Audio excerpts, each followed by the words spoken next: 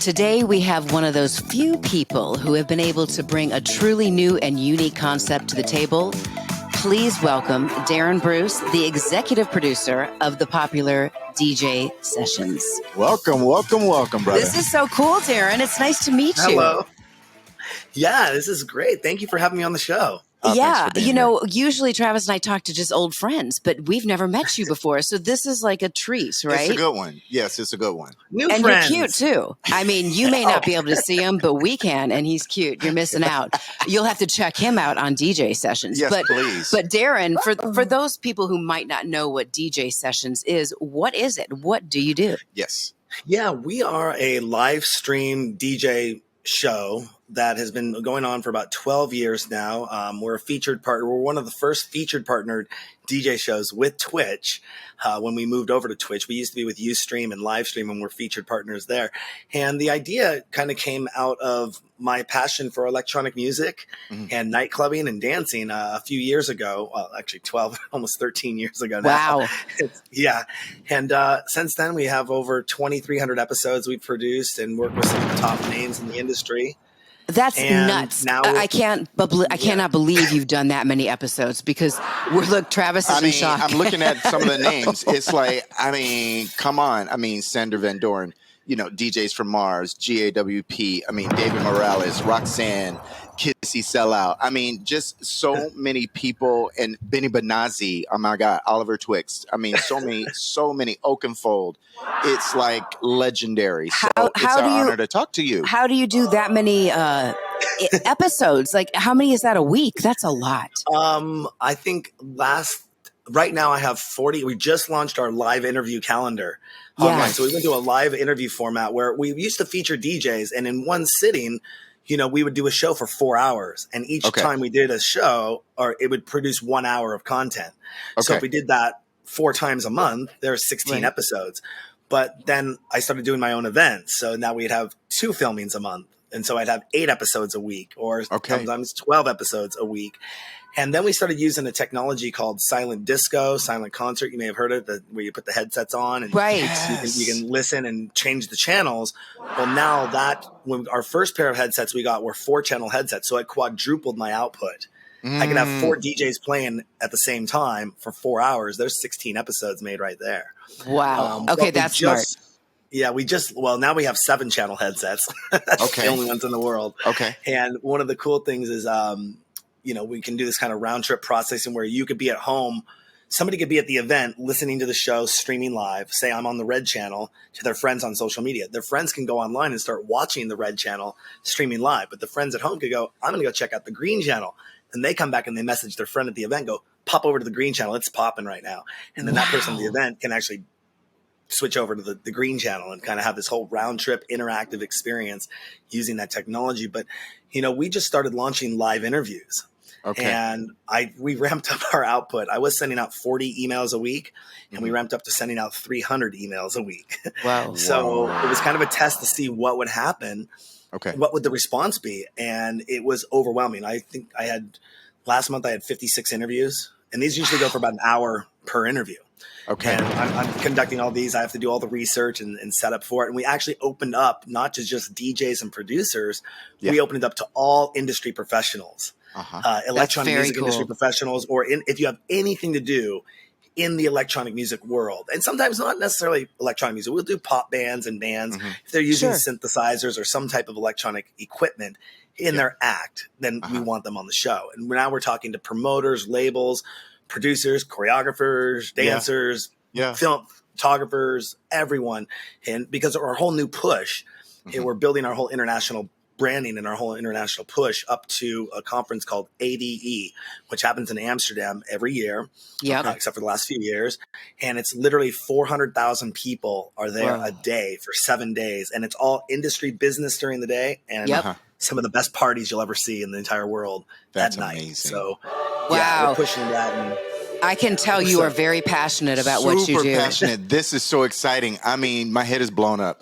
First of all, can we talk about the 7-channel headphones and the, I would suppose, proprietary technology that is making that possible? Like, that's incredible. No, I wish I owned the patent on silent disco, but as I told the person, when I was working with them in 2018, when we adopted the technology, they were like, "Oh, you can't do that. We own them. We own the market. We did this, and you're under non-compete." And I'm like, "You didn't create these things. You don't own the patent on these things. And my headsets are different than yours anyways, because I got them from a different manufacturer. So Understood. mine are better." But Lil, that's right. I think that's brilliant. I've seen some videos of like silent parties. They seem like fun. I've never been to one. No, me either. But like the way you're describing it, like I think I kind of want to go. Well, it's crazy because you'll go to clients and you'll go to people in the nightlife world. People are so used to hearing the amplified music.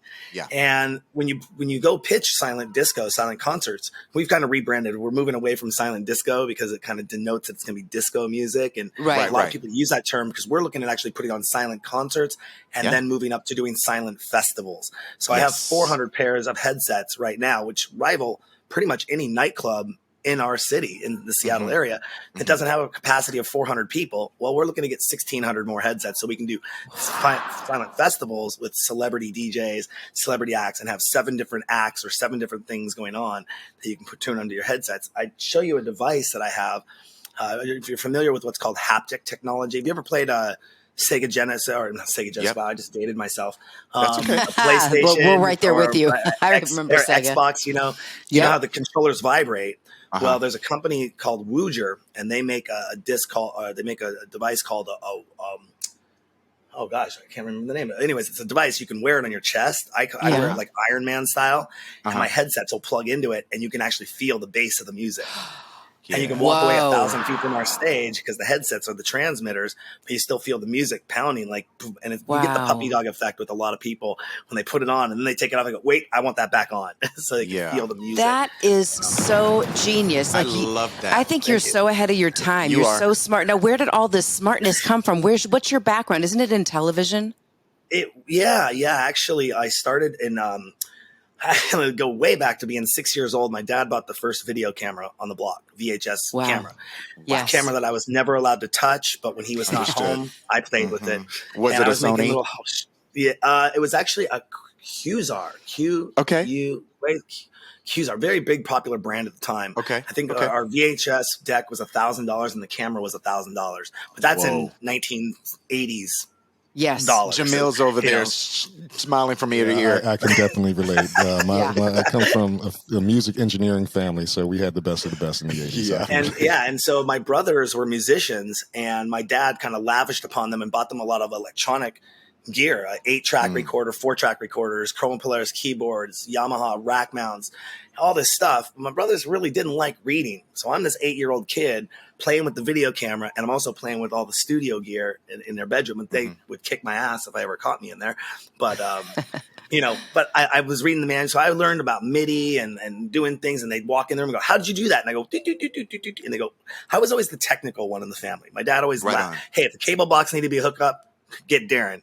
If the VCR needs to be hooked up, get Darran. The Nintendo gets hooked up, get Darran. So I always had a technical inclination to doing things and found that it was a lot of fun.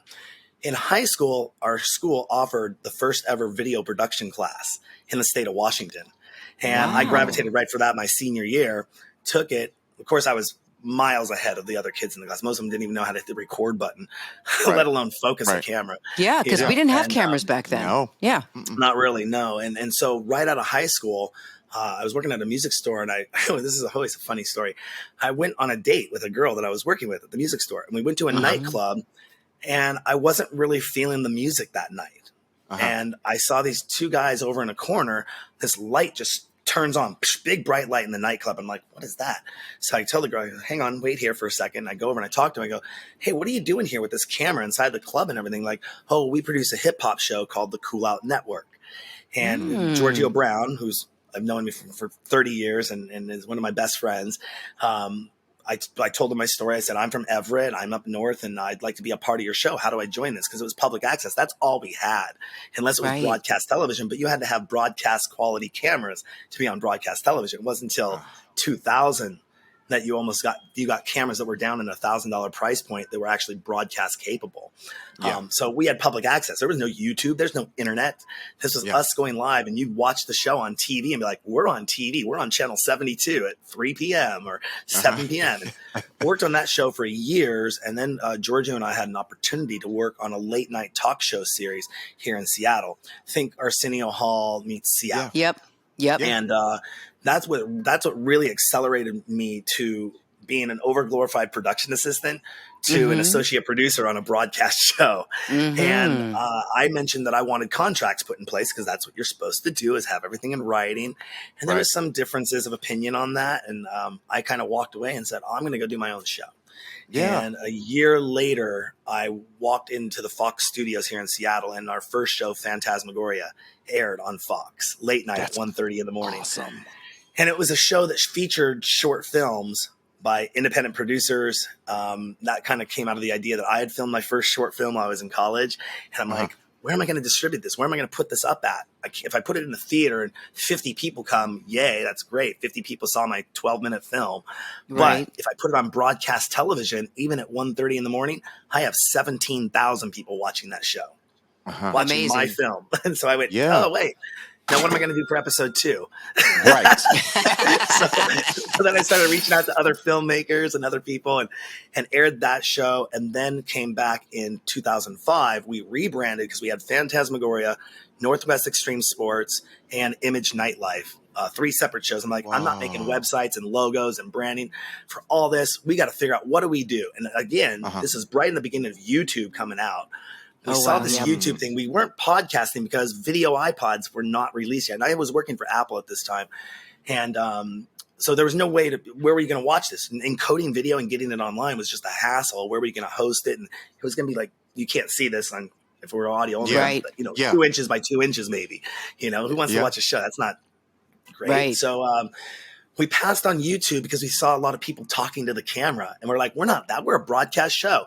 And we came back and, like I said, rebranded everything and figured out that, what did we do? We featured independent artists and put them on television. We're independent TV. I always wanted something like MTV. So ITV was born.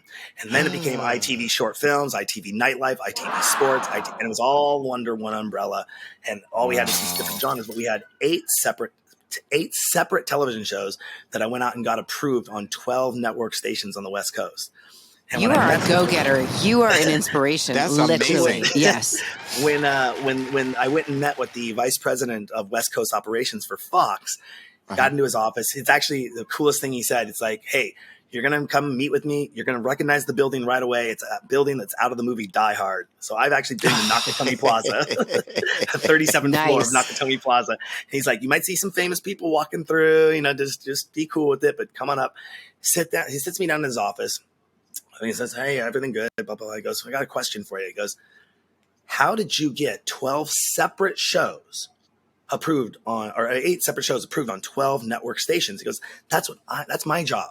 I got Malcolm in the Middle, and that 70s show sold the entire West Coast. How did you do it? And I go, I picked up the phone. Yeah, you just did it. Exactly what just blurted out of my mouth. I'm like, yeah, what do you mean? How did I do? And he had called around to the different stations to go, is this kid full of BS or what's this story? And like, nope, he has his pilots in order and all this stuff, and he's all FCC compliant and ready to go. Yep. And it was going to be a big deal, but then we started, like I said, we passed on YouTube. We aired the shows that year in 2005 and came back again and did them in 2009 for about 4 seasons, season being 13 weeks. Okay. And, but podcasting had come out, and the video iPod was what kind of was a game changer for us, because now we had a way to distribute our shows online and people could subscribe to them, download them, and carry them around with them and watch them on the go. Right. And so funny, when we were working at Apple, when the video iPod came out, everything is very secret at Apple.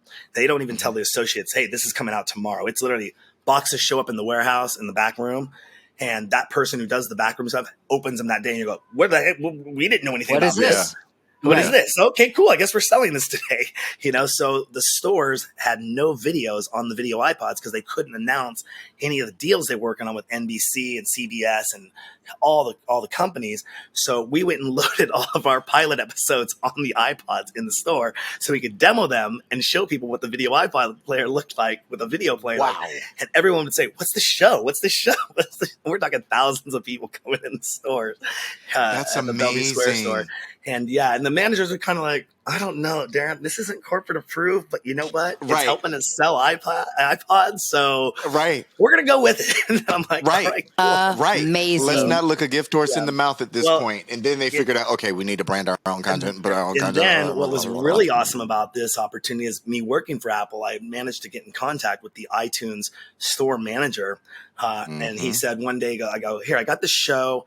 I want to get it into iTunes." He goes, "Here, just do me a favor, Darran, come back and look at iTunes on Thursday." And this was a Tuesday. I go, "Okay."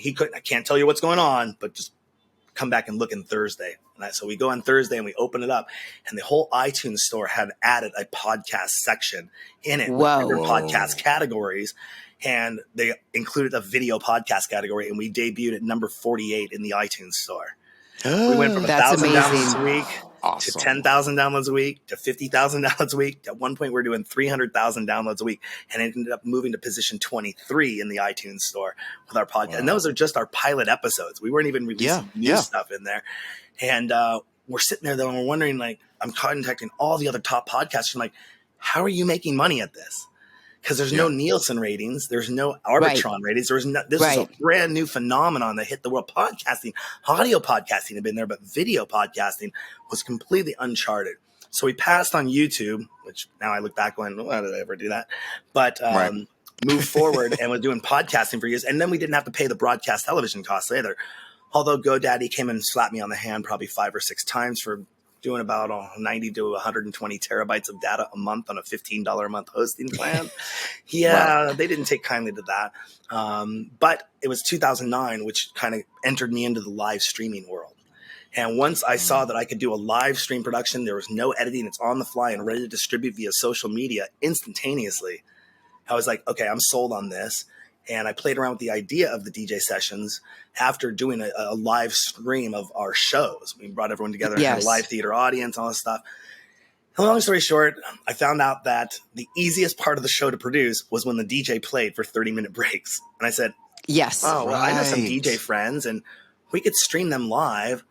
And so I just bounced the idea around for a couple months. And my friend Alex calls me up one day and he says, "Darran, I'm coming over. I got 2 bottles of wine and we're doing the DJ sessions." And I went, okay, you can actually go watch these episodes. They're still on our website. If you type in the Vino sessions, VINO sessions. Oh, we're all going to watch for sure. And we're sitting in my living room, and what really was the mind-blowing light bulb point. The first one was when I took my headsets off, and I was in my room, and my friend's behind me DJing, and it was completely dead silent in my apartment. And I'm going, I just felt like I put the headset back on, and I'm like, I'm in a nightclub. I'm online. I'm talking to people. We're jamming. And then I took them off. I'm like, nobody knows we're partying in here. This is crazy. That's awesome. I moved the show to my bedroom, and the next week I moved it and switched. It was a Tuesday night we did that on, but I switched it to Wednesdays. It was the midweek show. A DJ would come on. We'd interview them to prep, talk about what they're going to be playing, what they're going to be doing. And all that fun stuff. Well, earlier that year, I was at Winter Music Conference, and I had the pleasure of interviewing Dave Dresden.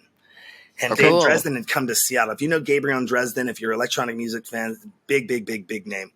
And I said, hey, PR person, would Dave Dresden be willing to come by my house and do an interview and play a set? And she's like, let me check with him. And of course, Dave's a really nice guy. He goes, yeah, totally, would love to. Wow. I had about 15 people in my apartment, and Dave Dresden's playing in my bedroom, and I'm just like, okay, I'm freaking on to something here. And if I can get celebrity DJs to play on the show, and then couple that with the local DJs, it'll give us mass exposure as these huge influencers, because they'll share it on their Facebook, tell their friends about it, and their friends will log on and start watching the show. And the kind of rest is history after that. It's taken a bunch of... That is so smart. Darran, you're like really an inspiration, because you want to do something and you figure out how to do it, and you do it. And I think we could all take a lesson. Yes, and you stayed aware of what was coming. and you were able to corner the market on some stuff. And I think it was also right place, right time, and just your ingenuity and being able to seize those opportunities that were looking you in the face. We say that to people sometimes. You have to not only be ready for the opportunity, but notice it. Right. You have to be aware it's possible. I think we're going to have you back on, Darran, We because gotta. you have so much information and so many stories. I could listen to you for hours.